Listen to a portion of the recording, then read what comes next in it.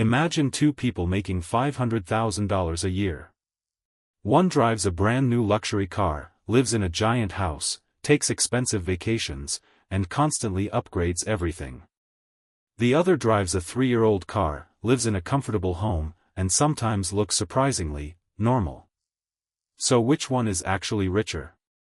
Here's the uncomfortable truth. You often cannot tell how wealthy someone is by looking at what they spend. Because real wealth isn't just about making a lot of money. It's about what your money does after you earn it. And once you understand how wealthy people think about spending, you may never look at your paycheck the same way again. Let's start with a mistake almost everyone makes.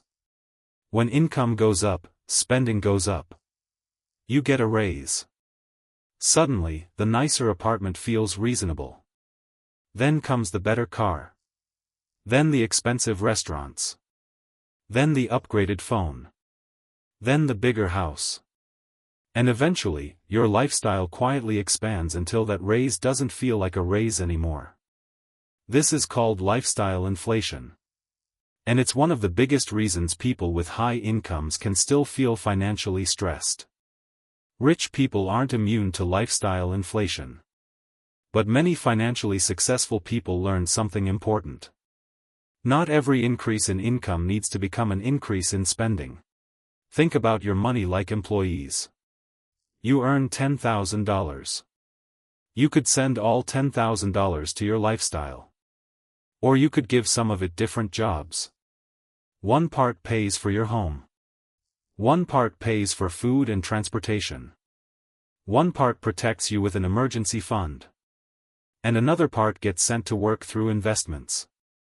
That's a completely different way of thinking.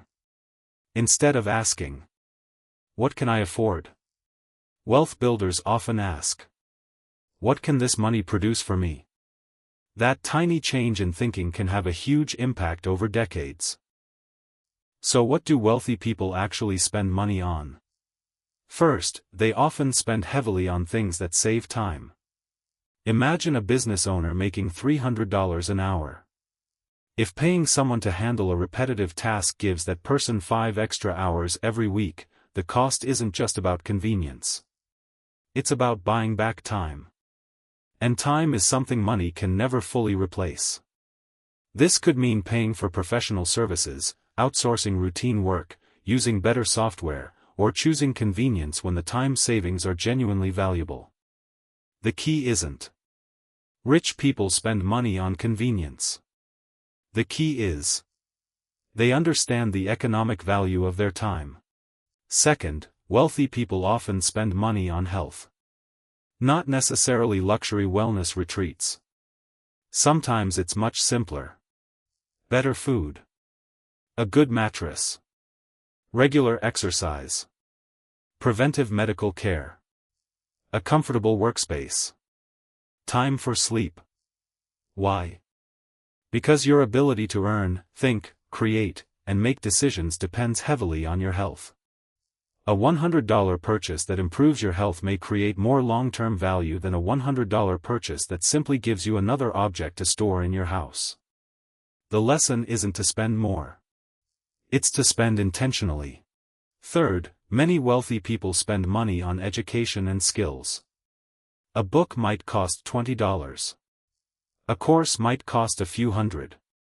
A professional certification might cost thousands.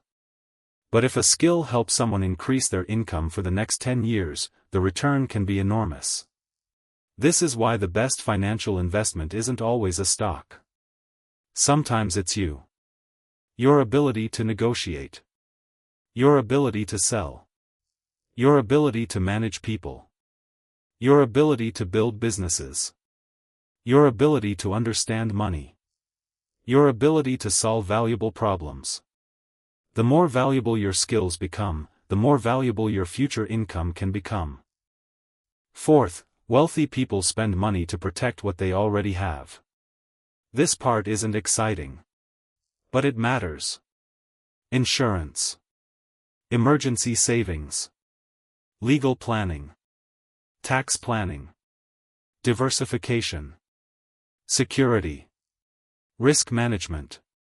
Imagine spending decades building wealth and then allowing one unexpected event to destroy a huge portion of it. That's why wealth isn't only about growth. It's also about protection. Think of it this way. Building wealth is like filling a bucket.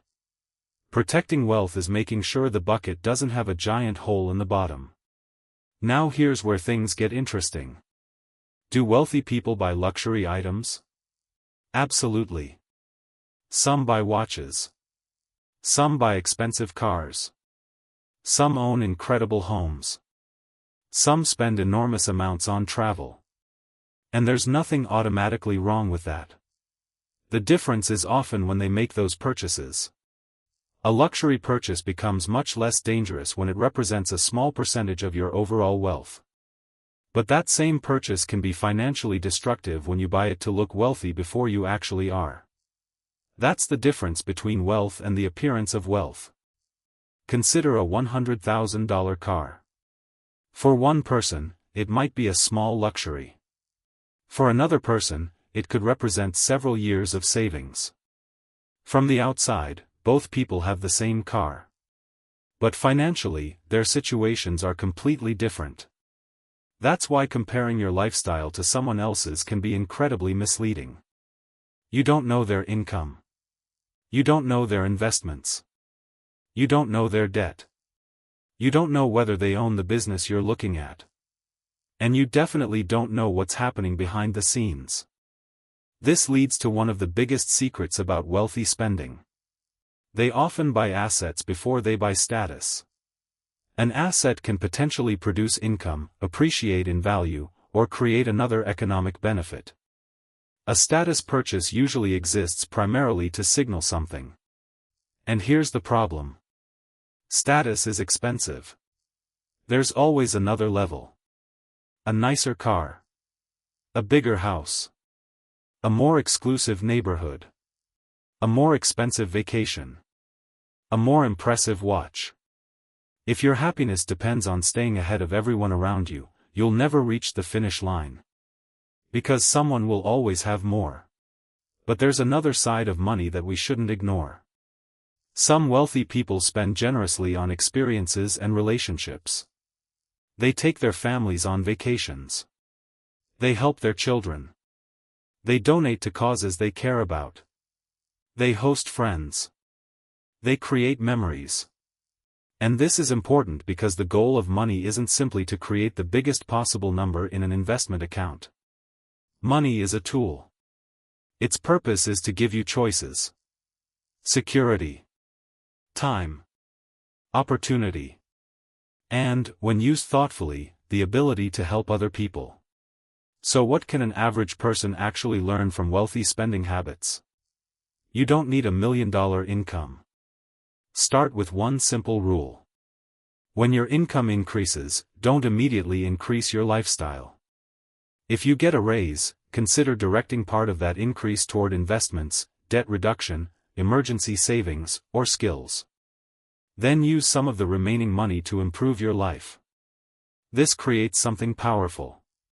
You get richer. Without feeling like you're constantly depriving yourself. Here's another useful question to ask before a major purchase. Don't ask only, "Can I afford this?" Ask 3 questions.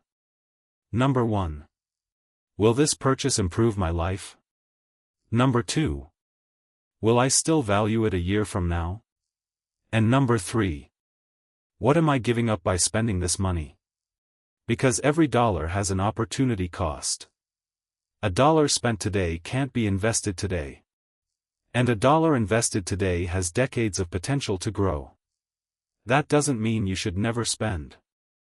It means you should understand the trade-off. And maybe the biggest lesson is this. Looking rich and being wealthy are 2 completely different games.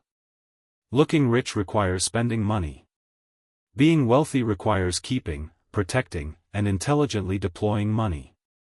One is visible. The other is mostly invisible. The expensive car is visible. The investment account isn't. The luxury vacation is visible. The retirement contributions aren't.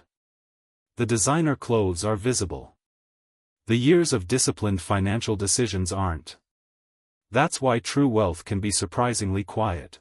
So the next time you see someone living an expensive lifestyle, don't automatically think, "I want what they have." Instead, ask, what is their money doing? Because the smartest use of money isn't always buying something impressive. Sometimes it's buying freedom. Sometimes it's buying time. Sometimes it's buying security. Sometimes it's buying an opportunity. And sometimes it's simply buying you the ability to say no. That's the real power of wealth. If you enjoyed this video, subscribe to Roy Finance for more simple lessons about money, investing, and building long-term wealth. And remember, don't spend money to look rich. Use money to become free.